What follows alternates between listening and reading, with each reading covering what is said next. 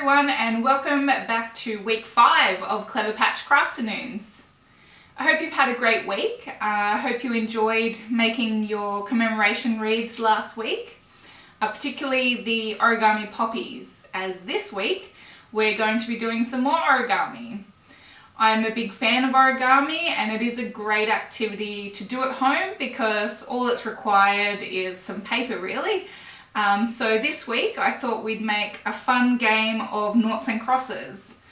Rather than the old pen and pencil drawing out the board, I thought we'd bring it to life and I'll show you how to create these 3D crosses and noughts, and then I'll also show you how to create this cute little origami box to hold all your pieces in when you're not playing. So for this craft we're going to need, I'm going to be using origami paper, but if you don't have origami paper, all you need to do is make some 15cm squares of paper. And I'm also going to be using 2 sheets of A3 paper or cardboard, whatever you have. And the only other thing we're going to need is a pair of scissors. Alrighty, let's get started. So to make our pieces for Tic Tac Toe, we're going to need 4 sheets of square paper. I'm using CleverPatch origami paper, but if you don't have that on hand, you can just use some 15cm square pieces of paper. I'm also using 2 different colors. One will be for the crosses and one will be for the noughts. If you've only got white paper, feel free to decorate your paper so that it's different colors to distinguish between the two. So let's start with the crosses. We're going to fold both pieces of paper the same, but I'll just show you on one sheet. So first we're going to fold it in half lengthways, unfold, turn 90 degrees, and fold in half lengthways again. Now we have 4 smaller squares. We're just going to cut those out. We always recommend adult supervision when using your scissors. So just carefully cut down those lines. And do the same on your other sheet of paper.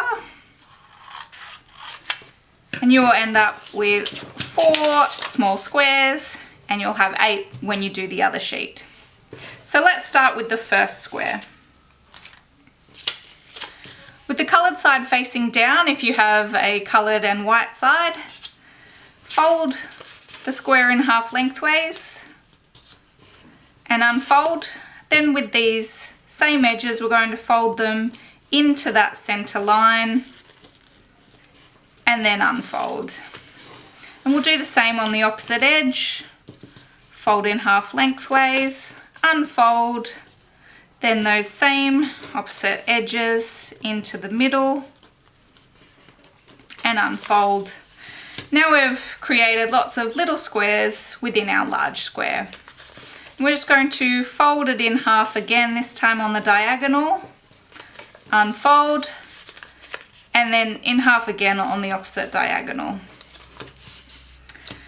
So what we're going to do now is take one of the corners and gently, you'll see a square here, smaller square on the inside of your larger square, and just pop your finger on the corner there, and we're going to guide that corner inwards and pinch the sides together like so. We'll do the same on the opposite side. Now because you've already created these folds, it's just a matter of guiding them together and creasing them further. Now we'll do the opposite sides. Bend him in, pinch, bend it inwards, and pinch. So we've created an almost small little box. Now you'll see we already have these fold lines here and here. What we're going to do is pinch 2 opposite corners and gently encourage that to crease backwards that way. Pinch the other 2 corners and fold backwards again. Now that they've been recreased, they kind of know where they want to go. So if you pinch inwards and begin pushing everything in towards the center, the paper should fold to create these 4 flaps. And what we do is just pinch nice and tight to crease those down, and we have a cross. Now you can use glue if you want, but I like it just like that. And here's the other 4 that I've created, but you go ahead and create the rest of yours as well. We only really need 5 pieces. You could do all 8 pieces if you wanted, or you could use the leftover 3 pieces for some different origami projects. Now to create the circles, we take our sheet of paper. We're going to need 2 sheets again. We'll take the paper, we fold it in half lengthways, unfold, bring that edge into the center line and the opposite one as well, and unfold, and that's given us 4 strips which we're going to cut with our scissors. So carefully cut down each of those lines, and again you'll repeat this with your other square of paper, and what you'll end up with is 8 strips of paper. So to create your knot, take 1 strip, fold it in half lengthways. What we're going to do is pinch and run our fingers down that edge, and then kind of encourage the paper to start curving. This will just help in assembly. Then all we need to do is bring our ends together, open one side up, and tuck the other end inside. And simple as that, we have a knot. So here's the 4 that I created earlier. Again, you'll have 3 leftover strips, but you could use those to decorate your box later or for another craft project. Now to create your box, we're going to need 2 sheets of A3 paper or cardboard I'm using at the moment. If you've only got white, you can colour it in. And we need to create 2 squares. So for the first square, we just take the corner over and align that edge. Make a nice crease. And then we're going to cut off this edge down the side. Again, you can keep this for later. You can use it to decorate your box. We don't like seeing things go to waste. So there we have a square.